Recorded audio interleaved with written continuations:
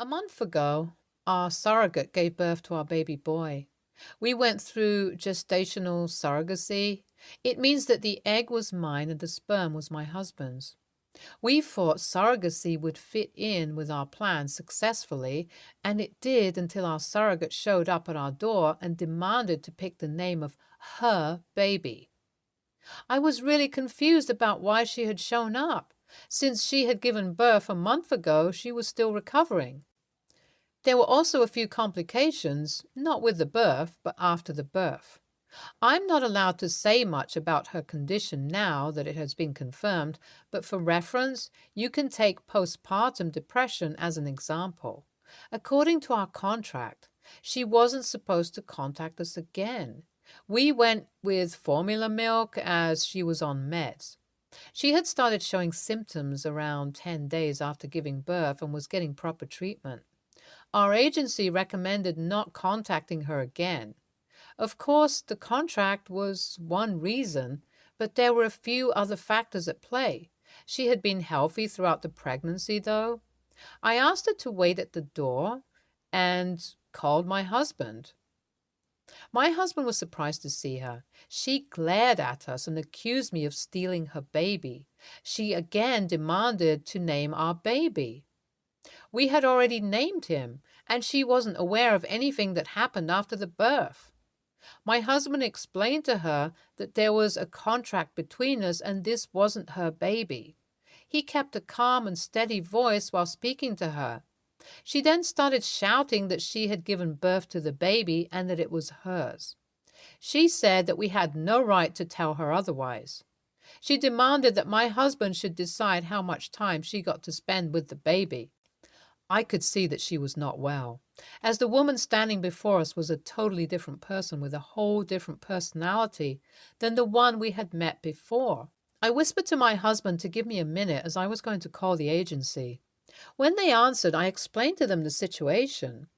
They said that they would try contacting her family and her doctor. They asked me not to worry and not to let her in. I went back out and informed my husband. He was in the process of persuading her to go back home. She just stood there staring at him blankly. The next second, she started screaming again and banging on the door, trying to reach through the grill. She was screaming, "He's mine! He's mine! I'm going to have him!" We backed off from the door and closed the second door. We had recently installed the grill door because we were going to have a baby and we thought it would be safer. I called the agency again and told them that the situation was escalating. I asked them if I should call the cops and the ambulance just in case. They told me that a family member was on the way and her doctor was coming too. I didn't know it was that bad.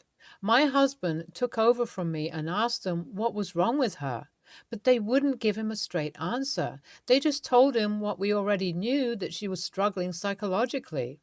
For the next 15 minutes, the screaming and shouting got worse. We were told not to interact with her anymore, as it would only aggravate her more, and there was a possibility that she would try to attack us. My husband and I were scared after hearing this. Our baby was upstairs asleep. I went up to check on him. Thankfully, her yelling wasn't audible up there. He was fast asleep and would wake after an hour or two. I was hoping her doctor and a family member would get here and take her safely back home by then. I went down to see my husband peeking through the sides. Someone had come. It was the doctor. He was holding her and talking to her. A few minutes later, her family member showed up. It was her mother, who hugged her immediately. I could see her patting her back and murmuring to her. My phone rang inside and I answered it. It was one of our neighbors asking me if everything was okay. He had heard her, but didn't want to interfere and make things worse, so he called to see if we needed help. I thanked him and told him that we had this situation under control now. I hung up and went back to check on them. The mother had coaxed her into the doctor's car. Her mother had come in an Uber. When she was in the car and couldn't see us anymore, the doctor rang the doorbell and asked us to open the door slightly. My husband did, and the doctor apologized for what happened and gave a brief explanation to us about the situation. He said it wasn't common, but due to a few imbalances and other factors, the surrogate had it. We asked him if she was going to be okay, and he said that she would in a few months. He assured us that he would tell her family to always keep an eye on her to make sure this situation didn't occur again, but he told us to be careful just in case. After he went away, my husband and I had a talk about what had happened, and we were both feeling a little anxious because of it. We informed our family about it, and my husband's parents asked us to come stay with them for a few weeks. We are considering it. Update 1, 2 months later. Our surrogate showed up at our house again. It had been quiet for a month, so we decided not to move to my in-laws' house. But another month passed and the same situation occurred again. Her sister was watching her and she slipped out. We spoke to her sister and the doctor. They said that she was improving at a slower pace. Her sister kept saying sorry to us. She felt guilty that the surrogate, her sister, had slipped away right under her nose. It was only her second time watching her. We asked if the surrogate was always at home or if she went out. Her sister said that she went out when 2 other family members were by her side. I apologized to her for the rough time they were going through. Though we had asked our agency how she was doing, they never gave us a direct answer. It was always very vague. My husband and I understood that we had to maintain no contact with them, but we still worried about her. She was a very kind and gentle person before all this happened. I spoke to my parents, and even they have recommended moving to our in-laws' house. This situation can be completely avoided that way. So we have decided to move into our in-laws' home. It would be better and safer for our family. Update 2. 6 months later, we are still at our in-laws' place. Our neighbors informed us about a woman screaming outside our door. It was our surrogate. We obviously called our agency and they handled it from there. This happened 2 more times before she was admitted to a care facility. Our family doesn't want us to move back just yet. We've even thought about selling the place and moving elsewhere. We'll see how it goes. Update 3. A week later. You all have been asking for an update on the baby, so here it is. The baby's doing well and is healthy. My in-laws love having him around. They're like excited children with him. Their house is huge and has plenty of space for all of us. My mother-in-law has 4 children, my husband being the eldest. It's the same house he grew up in. Update 4. 7 months later. Hi everybody, it's been a long time. This will be the last update. Our agency contacted us and sent us a video. It was from the surrogate. She seemed much better and brighter in the video. She apologized to us for all the trouble she had caused. She said she was doing much better now and wouldn't be a surrogate anymore. She said that she was prioritizing her mental and physical health now and was trying to move on from what happened. My husband and I were quite relieved to hear that. We could tell that she genuinely felt bad about it. She wished us the best and hoped for us to be healthy. We were happy for her. We spoke to our agency and asked them if it was appropriate to send a message back. They asked us not to film a video. We could text them the message and they would forward it to her. They asked us to keep it short, 3 to 4 lines maximum. She wasn't in the facility anymore, but she was still on medication. It was better to not interfere much. We decided to send her a text saying that it was okay and we hoped she did well. It was short and sweet. We informed our family about it and they were relieved too. We were still hesitant to shift back though. Over the next few days, we decided that it would be better if we sold that house and moved to another locality. Nobody's the a-hole here. Sometimes shit like this happens. You both are smart people. Moving houses permanently is good. NTA, nobody expected this. I feel bad for the surrogate, but I'm glad she's doing well. Info, I need more information on her condition. I know you have contracts and stuff, but it is good to be aware of stuff like this. What your family experienced was terrible. Your compassion towards the surrogate tells me what type of people you both are. Most people would have freaked out and gotten a restriction order or something. It was lovely of your family to offer to stay with them. I hope you move past this experience. Next story.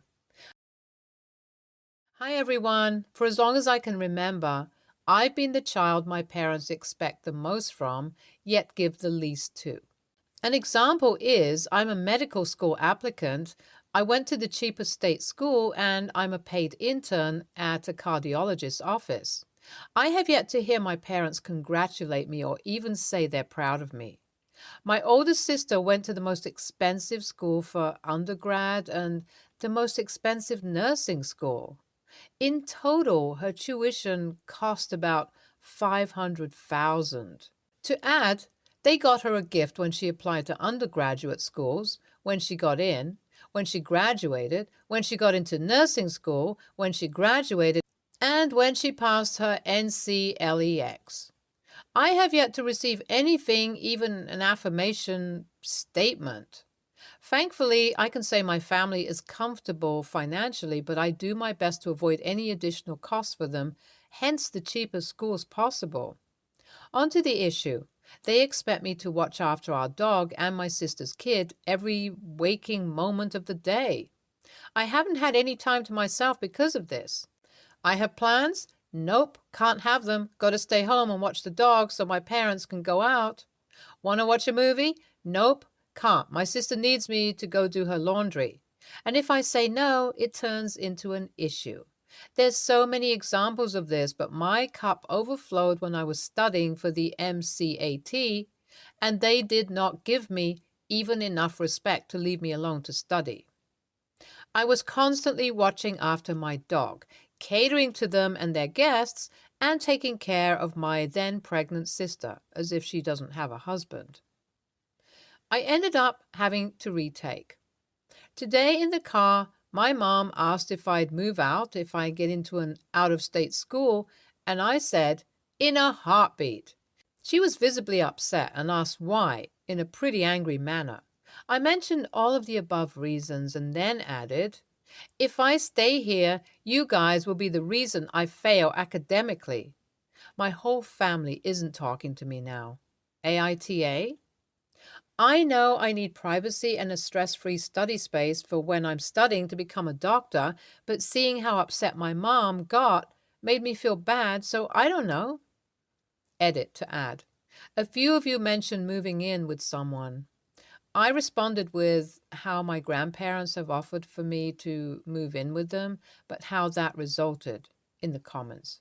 Additionally, I pay for everything of mine. The only thing I don't pay for is a roof over my head, which I am thankful for. Someone mentioned confusion with my thankful portion of my parents being comfortable. Yes, they are comfortable enough, but that doesn't mean they cover my expenses. And whatever they have covered, I have eventually paid them back. Another thing to add is I've mentioned in the comment a while back they mentioned they would help with medical school tuition. But as I also said in that comment, I don't know how likely that situation will be. I'll try to update if anything else occurs. I'm hopeful saying this to them today would maybe make them rethink how they've been towards me. Slight update. My mom came into my room today and told me her and my dad want to set up a family meeting tonight with my sister. I told them only if my SO, uncle and aunt can be there too.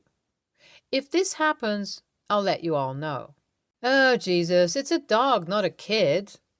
May depend on the dog, but most dogs don't need to be watched every hour of the day. Some people will get a crate for their dog if it truly can't be left alone without destroying the place.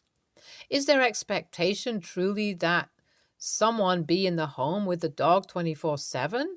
That's not realistic, and if that's truly what they want, they should hire someone to watch the dog at the appropriate times. You can't hold up your entire life for someone's dog or kid, OP. Get out of there at the earliest opportunity. Edit. I didn't see the comment about the dog's health problems. That definitely changes things, but I do still think your parents need to handle this and not expect you to be the go-to. You can't be expected to watch the dog indefinitely. I just want to piggyback on this. OP, college is a breeze compared to med school, law school. My dad is a surgeon, I'm an attorney, and we had the same experience in school. The first 2 years, honestly, are hellacious. Then, when you start practicing, it's hellacious again, although you all have residency, luckily. If you want to be a doctor, you need to move out before you start med school. Your parents and sister are not going to be conducive to your success in your field and will likely cause extreme amounts of academic problems and anxiety for you. Your NTA here, you have been treated like the help, as a live-in baby dog sitter, and the only way to be successful in either of these extremely difficult fields is to put your all into that. At this point, you know you will never get an honest one from them, and I am so sorry because you very much deserve it. I'm proud of you, and I'm just an internet stranger reading your story. My worry is that you will tell them this, and they will grudgingly tell you what you want to hear, but only as manipulation to make you stay and keep taking care of their responsibilities. Remember, you don't want the words. You want parents who are there for you, look out for you, and rejoice in your success. Next story. My grandmother always makes a super big deal out of presents. Nobody else in my family does things on the same level as her. Every year, the grandkids get surprise boxes for Christmas that take forever to get into, are filled with glitter, and have things that fly out, make super loud noises, flash. I wasn't diagnosed with autism until 2021.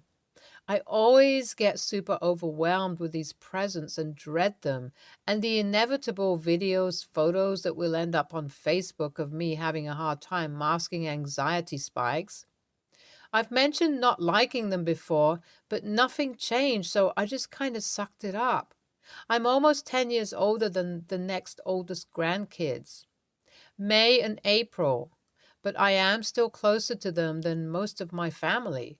They were both recently diagnosed with PTSD. Basically, what happened was presents were opened.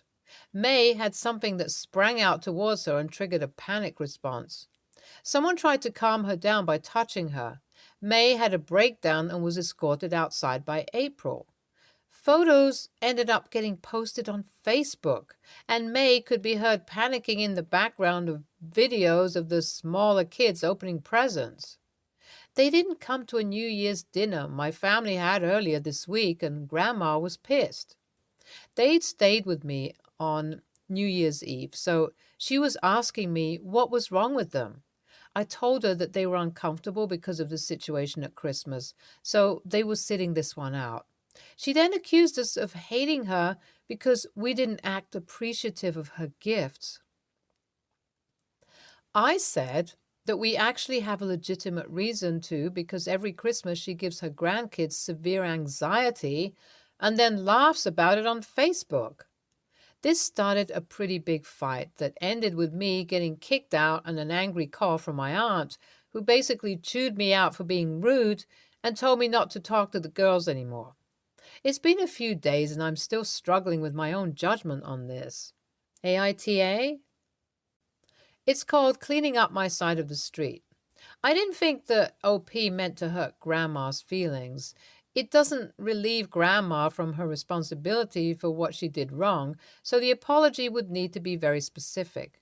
Truthfully, I try not to spend a lot of mental energy on this type of person. They are who they are. I can't change them. Accepting that person for who they are is very powerful. It doesn't mean that I approve of their actions. It means that I quit expecting them to be any other way than who they are. So if I plan to have even limited contact with that person, the usual choice by most people, then I apologize for my part in it and forget about it. Apologizing helps me let go of the past and move on. Apology isn't for the other person, it is for me. I'm not trying to make up or make that person feel better. NTA, I would refuse to open anything from her. I wouldn't even accept it. I'm sure they are pushing the respect your elder, but what she is doing is wrong. I wonder if you could report that you and cousins are in some of the videos and don't want them on Facebook in order to get them taken down. Maybe talk to your mom, dad about how you feel and see if they will back you up. I hope they will. Opinion 3. It's actually worse than those prank video idiots who think that merely surprising someone with something unpleasant counts as a prank. At least with them, you know they're just a-holes and not someone who should instead be a trusted family member. It's absolutely pathetic. Torturing children for fake broke content. Well, Grandma, not surprisingly at all, they do not want to spend time with someone who would rather play tricks on children and then laugh with strangers at their unhappiness than to create warm family memories with them. NTA, wish there was some sort of international council of grandmas. She would lose her damn license for this. Things that fly out make super loud noises, flash videos, photos that will end up on Facebook. Mentioned not liking them before, but nothing changed. I always get super overwhelmed with these presents and dread them. And both recently diagnosed with PTSD. May had something that sprang out towards her and triggered a panic response. Photos ended up getting posted on Facebook, and May could be heard panicking in the background of videos. We didn't act appreciative of her gifts. She gives her grandkids severe anxiety, then laughs about it on Facebook. What in the name of everything did I just read? This woman is sadistic. She panicked her own grandchildren so badly that the poor girl had a meltdown and had to leave the house. Then she posted photos of it and videos, including audio of her granddaughter panicking. She's actively making the mental health of her grandchildren worse. Everyone needs to stop opening gifts from her immediately, and I would honestly go no contact after this. She knows what she's doing, and she doesn't care. She's been told you don't like it. She's witnessed one of her grandchildren having a full-blown panic attack because of it. She knows exactly what she's doing, but she values social media more than people. Her own children should be standing up for their kids and stopping this awful behavior. There's no playfulness to this. It's not innocent pranking. It's cruel and damaging. If your family forces you to see her, don't open anything. Failing that, start opening the boxes pointed towards her at short range. Film it. Let her experience a tiny taste of what she's putting her grandchildren through. I really don't see how this could ever be anything other than NTA. Stay tuned for more stories from our girl relationships.